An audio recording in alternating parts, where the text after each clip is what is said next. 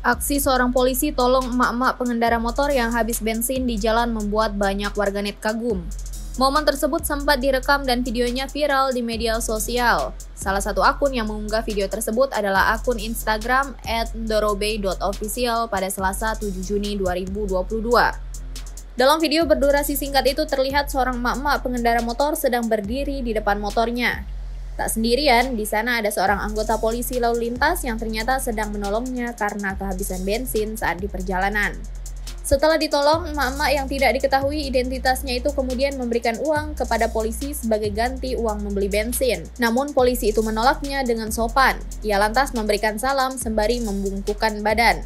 Sementara si emak, ia tampak sumringah dan sangat berterima kasih kepada polisi yang telah membantunya.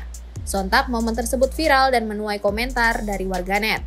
Beberapa ada juga yang memuji dan ada juga yang salah fokus dengan plat nomor motor si emak yang terbalik.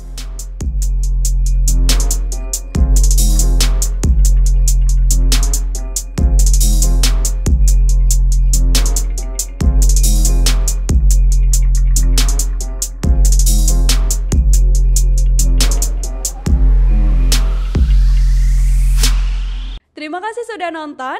Jangan lupa like, subscribe, dan share ya.